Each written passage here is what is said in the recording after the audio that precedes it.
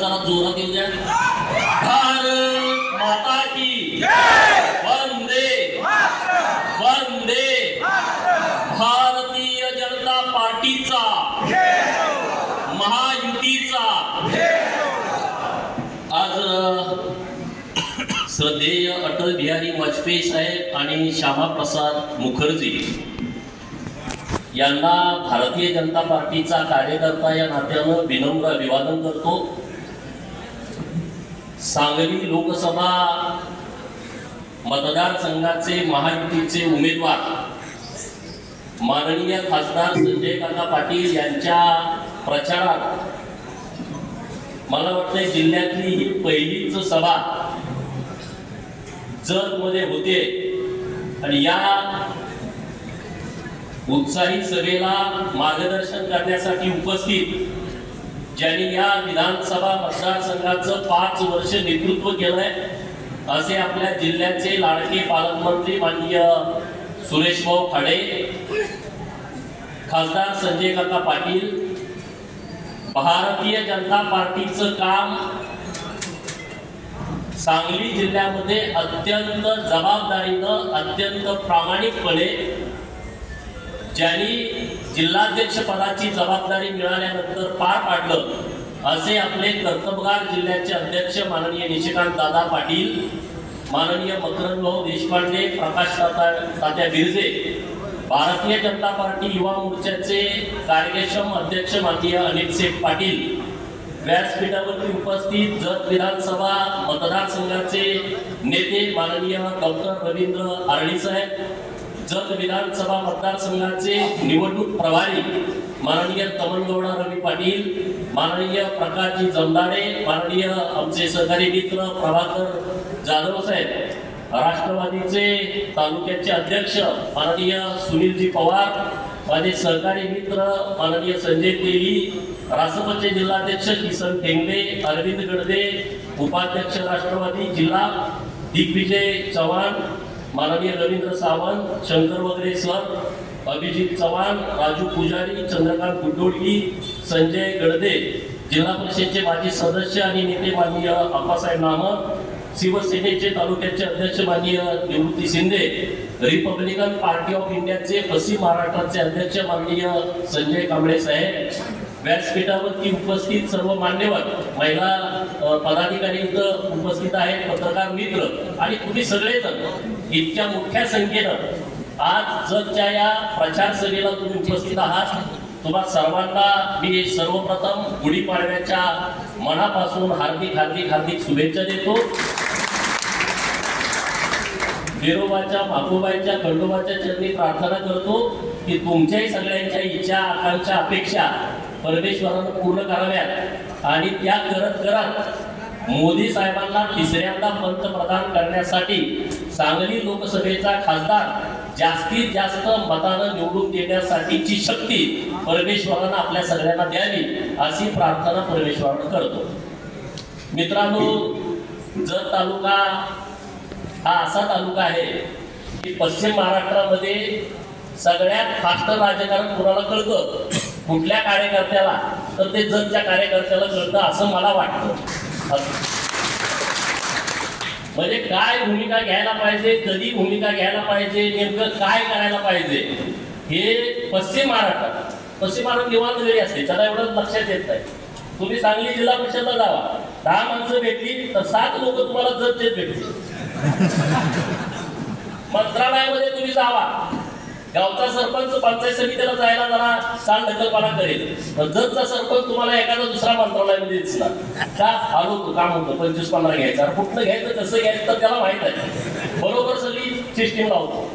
आणि त्यामुळं जगदाळे साहेबांचं नाव चुकून राहिलं, जगदाळे साहेब पण आपले राष्ट्रवादीचे शहरचे अध्यक्ष उपस्थित आहेत. तर त्यामुळं तुम्हाला दिशा माहित आहे की राष्ट्राला पुढे घेऊन जाणारं नेतृत्व कोण आहे. राहुल गांधी एका बाजूला आहे, दुसऱ्या बाजूला मोदी साहेब आहेत. आपण साध्या लहान 5 वर्षाच्या पोराला जरी विचारलं तर ते सांगा की मोदी साहेब. कारण काँग्रेस पार्टी आणि भारतीय जनता पार्टी या विचारामध्ये प्रचंड तफावत आहे. काँग्रेस पार्टीचा जन्म 1885 ला झाला. कधी झाला? 1885 ला, तेव्हा भारत स्वतंत्र नव्हता, स्वातंत्र्यात असताना काँग्रेसचा जन्म झाला आणि आपण ज्या पार्टीमध्ये काम करतोय त्या आपल्या भारतीय जनता पार्टीचा जन्म श्रद्धेय अटल बिहारी वाजपेयी साहेबांनी मुंबईमध्ये मावळत्या सूर्याला साक्षी ठेवून आणि भारत देशातल्या सगळ्या जनतेला आवाहन करून 1980 ला स्थापन केला. 1885 आणि 1980 म्हणजे स्वातंत्र्यामधला आपला पक्ष आहे आणि 95 वर्ष उशिरा आपली पार्टी जन्माला आली. 95 वर्ष उशिरा. काँग्रेस आणि भाजपमध्ये फरक काय मी सांगतो. भारतीय जनता पार्टी असा पक्ष आहे जो आपल्या देशाकडे वाकड्या नजरेने बघेल त्या अतिरेक्याला रात्री 3 वाजता गोळ्या घालायची ताकद ही भारतीय जनता पार्टी. आणि ज्या अतिरेक्यांनी बॉम्बस्फोट केले, ज्या अतिरेक्यांनी संसदेवरती गोळीबार केला, त्यांचा जामीन करण्यासाठी पहाटे 3 वाजता सुप्रीम कोर्टाला उठवणारी काँग्रेस पार्टी आहे. दोन्हीमध्ये फरक आहे. आपण समजून घेतलं पाहिजे, आपण कुणाच्या बाजूने गेलं पाहिजे, आपण नेमकं काय ठरवलं पाहिजे. अरे मोदी साहेबांसारखा नेता आपल्याला मिळाला हे आपलं भाग्य आहे, परम भाग्य आहे. अरे मोदी साहेबांच्या विरोधात नुसतं काँग्रेस नाही, नुसतं शरदचंद्र पवारांचं राष्ट्रवादी काँग्रेस नाही, हे उबाटा सेना नाही आहे. मोदींच्या विरोधामध्ये या देशातले पक्ष तर आहेत. समाजवादी पार्टी असेल, बहुजन समाज पार्टी असेल, तिकडं लालू प्रसादाची पार्टी असेल, तिकडं दक्षिण भारतामध्ये तर अनेक प्रादेशिक पक्ष आहेत की जे आपल्या विरोधात आहेत.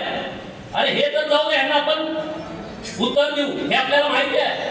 मोदी साहेब हरले पाहिजे असं सगळ्यात जास्त कुणाला वाटतं? पाकिस्तानला, अमेरिकेला वाटतं. पाकिस्तानमध्ये आता काय राहिलंच नाही.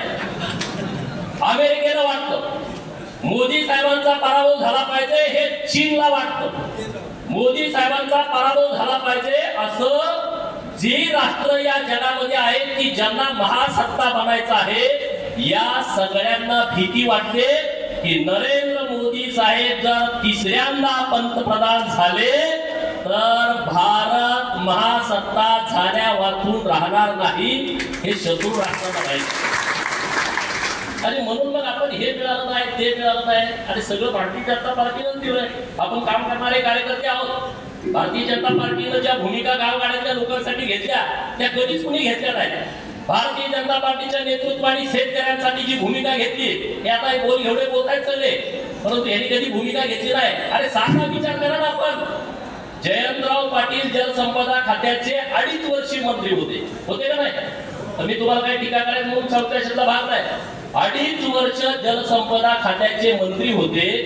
या महाराष्ट्राच्या मंत्रिमंडळामध्ये अनेक वर्ष अर्थमंत्री होते. एका दमात 1000 कोटी जतला कधी त्यांनी दिले नाही. दिले? आताच काय मिळाले? कारण भारतीय जनता पार्टी, शिवसेना आणि राष्ट्रवादीचं जे सरकार काम करतंय मित्रांनो, ह्यांच्याकडे व्हिजन आहे.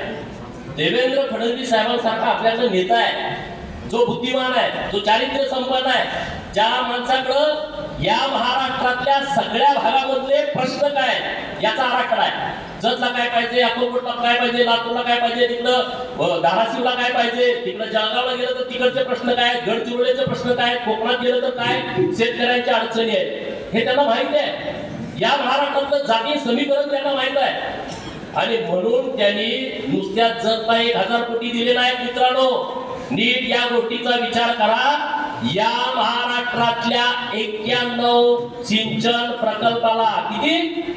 91 सिंचन प्रकल्पाला 50,000 कोटी रुपये उपलब्ध करून दिले सरकारनं. किती? 50,000 कोटी रुपये.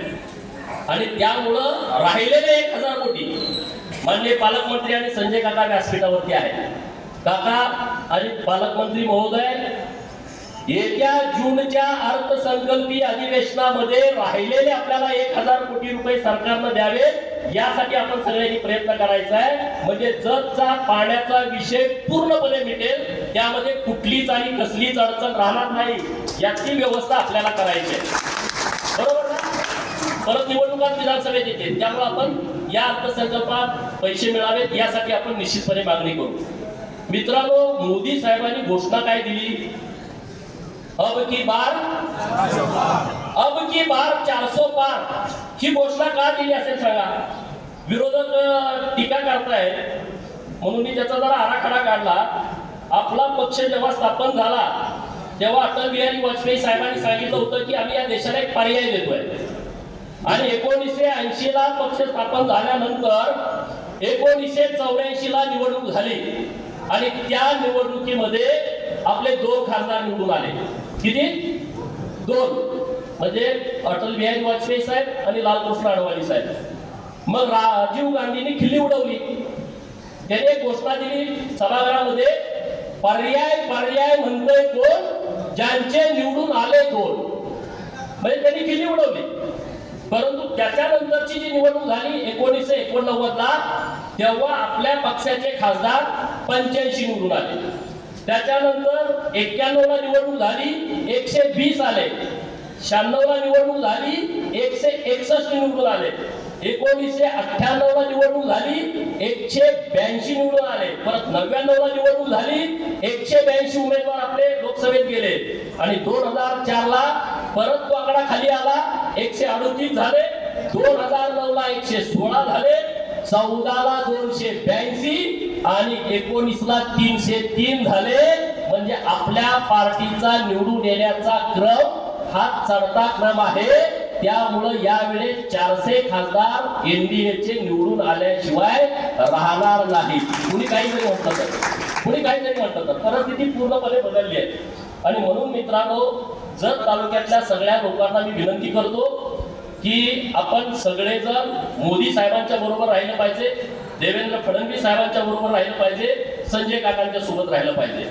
आता राजकारण वेगवेगळ्या पद्धतीनं होत राहतं. आमच्या सहकारी मित्रांनी अनेकांनी भावना व्यक्त केल्या. काका तिथे उपस्थित नव्हते. त्यांच्या काय भावना आहेत त्या भावना खऱ्या आहेत. त्याबाबत काकांनी पण विचार करावा. निश्चितपणे मी तुम्हाला सांगतो की आपला उमेदवार सांगली लोकसभेमधून मोठ्या फरकानं निवडून जाणार आहे. कुणी काय त्यांना काय करायचं ते करू द्या. आता मी आणि ते मागच्या वेळेस कट्टर विरोधात होतो. आता ती भूमिका नाही. माझा हात बाहेर काही नसतं.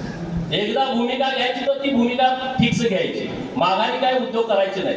आणि त्यामुळे तुम्हाला सगळ्यांना माझी विनंती आहे की आपण ताकदीनं एकजुटीनं भारतीय जनता पार्टीच्या बरोबर राहूया.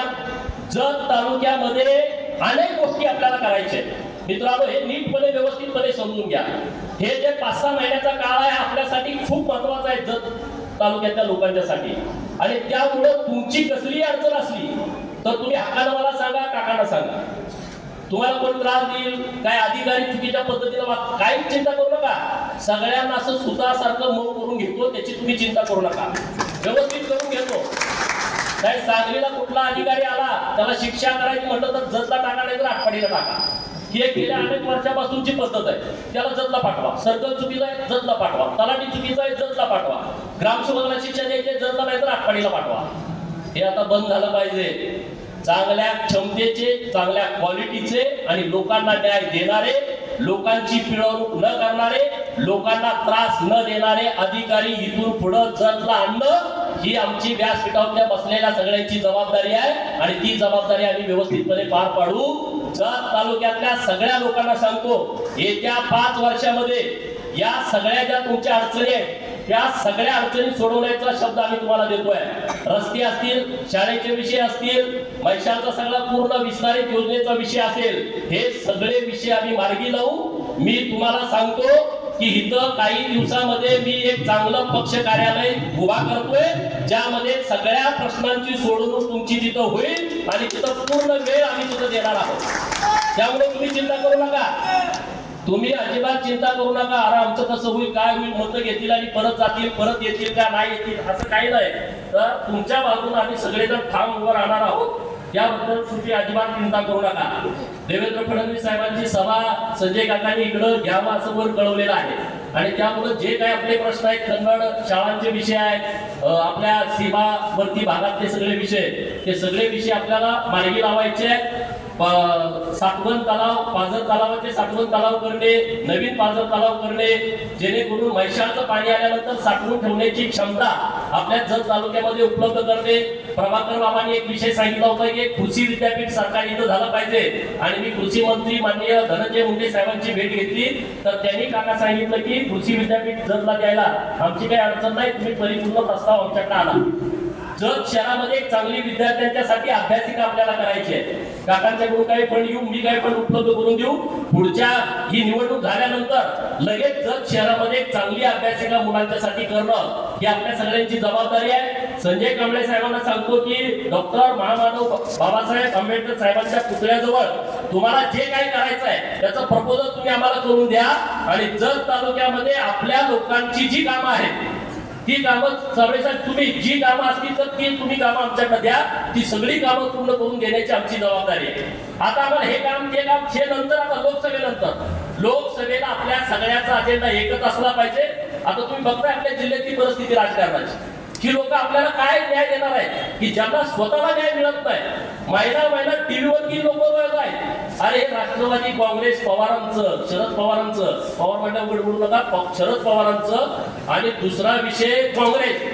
खरू झालेलं कुत्र गावात कसं असतं तुम्ही बघितलंय का? बघितलंय सांगा.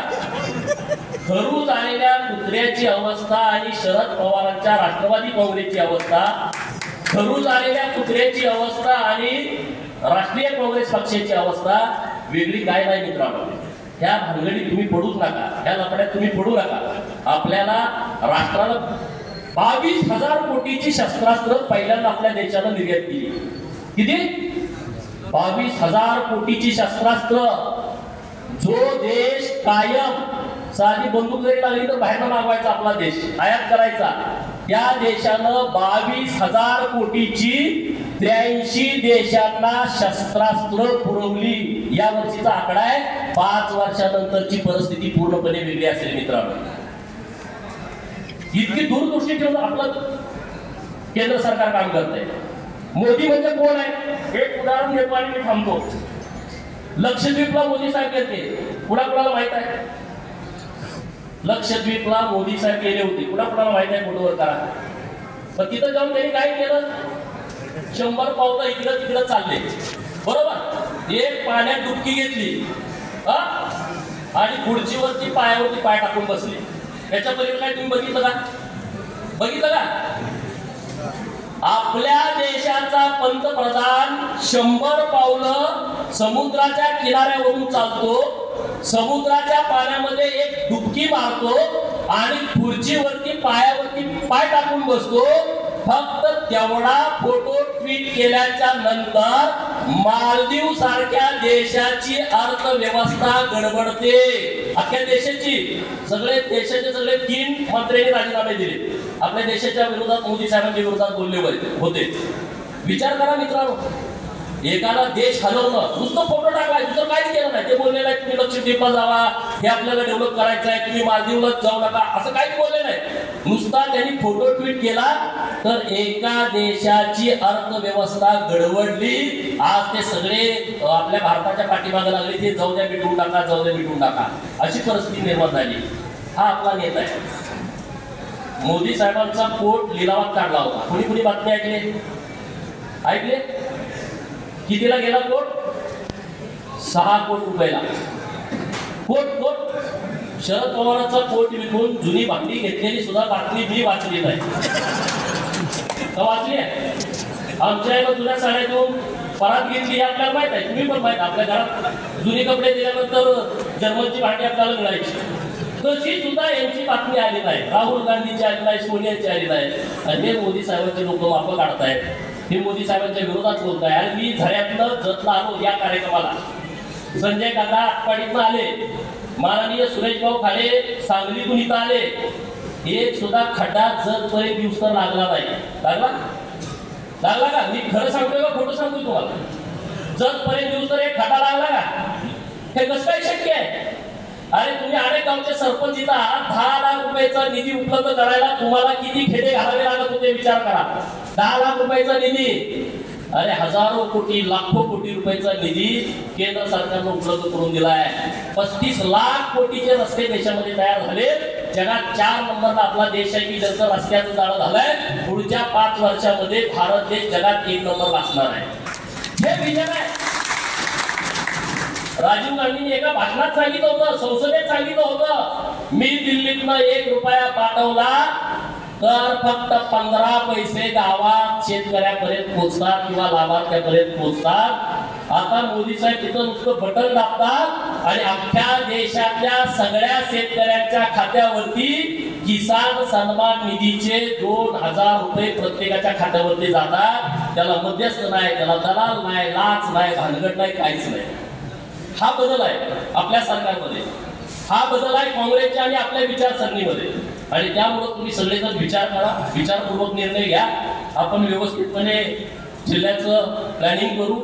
जर तालुक्यातल्या गावागावामध्ये प्रचार दौऱ्याचं आम्ही आयोजन डॉक्टर आरडी यांच्या नेतृत्वामध्ये केलंय. तर आम्ही तुमच्याकडे सगळ्यांच्याकडे भेटायला येतोय. तुमचे तिथले काही प्रश्न असतील तर तुमचे गावात ऐकून घेऊ आणि पुढच्या 4-5 महिन्याच्या आतमध्ये तुम्ही जो जो विषय आमच्याकडे दिलाय तो सगळा विषय मार्गी लावण्याची जबाबदारी ही आमची राहील. त्यामुळे तुम्ही चिंता करू नका.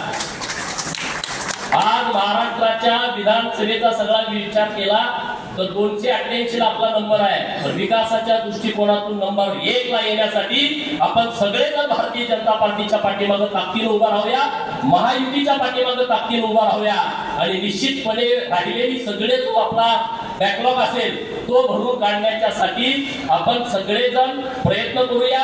संजय काकांच्या बरोबर ठामपणे उभं राहूया आणि त्यांना मोठ्या फरकानं अजून त्याचं पण पुढे कोण करणार कोण आजही निश्चित झालेलं नाही. अजून आज त्यांनी घोषणा केली एका उमेदवाराची, दुसरा उमेदवार नॉट रिचेबल होणे. आता कुठं आहे कुणाष्टाव का परत आपल्या व्यासपीठावरती येतोय काय माहित नाही मला. नॉट रिचेबलचा अर्थच काही कळत नाही, नेमकं काय होणार आहे. त्यामुळं पुढची लोक सगळी अशी काँग्रेसवाले तर इतकी रागात आहेत की सगळे म्हणते भाजपलाच मतदान करायचं. आता काही खरं नाही. अशी परिस्थिती आता निर्माण झाली आहे. संजय राऊताला काकाने मॅनेज केला का काय मलाच कळत नाही. कोणी चांगली गोष्ट आहे पण ते एकदम जागा सोडतच नाही म्हणते. आपलं एकदम सोपं काम झालंय. खानापूर आटपाडी मधून सुद्धा फार मोठं लीड येणार आहे संजय काकाला. तिथे तिन्ही पक्ष तर काकांच्या बरोबर आहे. काकांची बहुतेक जन्माची वेळ चांगली आहे. सगळ्या साधू महाराजांचा त्यांना आशीर्वाद आहे. काय जरी अडचण झाली तर ते निश्चितपणे त्यांचा मार काढतायत आणि सुरेश महाराजांचा पण मोठा आशीर्वाद आहे. पालकमंत्री असल्यापासून मार काकाला दिले. सगळ्यांना दिलं पण जरा काकाला जास्त दिलं आणि त्यामुळं निश्चितपणे देवेंद्र फडणवीस साहेबांनी जे विजन या महाराष्ट्रासाठी राबवलं मित्रांनो, मागच्या 5 वर्षात आपलं सरकार नसल्यामुळं किती नुकसान झालंय तुमच्या सगळ्यांच्या लक्षात येईल. आज जी मैशाळ योजनेसाठी आपण मागणी करतोय ती योजना कधीच पूर्ण झाली असेल एवढं विजन देवेंद्र फडणवीसांच्या मध्ये होतं. परंतु विश्वासघात झाला. आज त्या लोकांची काय अवस्था झाली आहे. उद्धव ठाकरे गटाची यादी काढून बघा. जवळपास निम्मे उमेदवार हे काँग्रेस राष्ट्रवादी इतर पक्षाचे घेतलेले तर त्यांना उमेदवारी दिली. त्यांना ते म्हणतात की निष्ठावंत शिवसैनिक आहे. यादी काढून बघा आपल्या जिल्ह्यापासून सुरुवात करा. हे वेगवेगळ्या पक्षाचे लोक आहेत. ते म्हणजे हे मूळ सैनिक आहेत, हे निष्ठावंत सैनिक आहेत. निष्ठावंत सैनिकाचा अपमान होईल. आपली माणसं कोण आहे सगळी यादी काढून बघितली तर ती इकडची सगळी लोक आहेत आणि त्यामुळे आपण सगळेजण व्यवस्थितपणे विचार करा. जगमध्ये सगळे महायुतीचे नेते मंडळी, राष्ट्रीय समाज पक्ष असेल, रिपब्लिकन पार्टी ऑफ इंडिया असेल, रयत क्रांती संघटना असेल आणि शिवसेना, राष्ट्रवादी आणि भाजप हे सगळे पक्ष आहेत. तर आमचे छोटे घटक पक्ष मित्र जे आहेत त्यांच्या बरोबर सन्मानानं आम्ही राहू. तुमची जी काही कामं असतील सगळ्या पक्षाच्या प्रमुखांनी माननीय पालकमंत्री महोदयांच्याकडे द्यावी. आमच्या काही लेवलचं असेल निश्चितपणे आमच्याकडे द्यावं. आम्ही सगळ्या गोष्टीला न्याय देऊ. आपण महात्मा बसवेश्वरांचं चांगलं स्मारक आपण जतमध्ये उभा करतोय. पुण्यश्लोक अहिल्या देवींचं एक चांगलं स्मारक करतोय, त्याचंही टेंडर झालेलं आहे. असे अनेक विषय जे असतील तुमचे तर ते विषय तुम्ही आम्हाला सांगा. एवढंच सांगतो, जत तालुक्यातला कार्यकर्ता भारतीय जनता पार्टी आणि महायुतीच्या सोबत राहिला म्हणून त्याला तुम्ही त्रास दिला असं होणार नाही. कोणीही तुम्हाला त्रास देणार नाही. त्याची सर्वस्वी जबाबदारी ही कार्यकर्ता म्हणून आमची आहे. आम्ही सगळेजण तुमच्या पाठीमागे ठामपणे उभं राहू. तुम्हाला हात जोडून विनंती आहे की आपण ताकदीनं सगळे महायुतीच्या पाठीमागं कमळ चिन्हावरती आपण सगळ्यांनी बटन दाबून माननीय काकांना मोठ्या फरकानं आपण दिल्लीला पाठवावं ही तुम्हाला कळकळीची विनंती करतो आणि थांबतो. जय हिंद, जय महाराष्ट्र.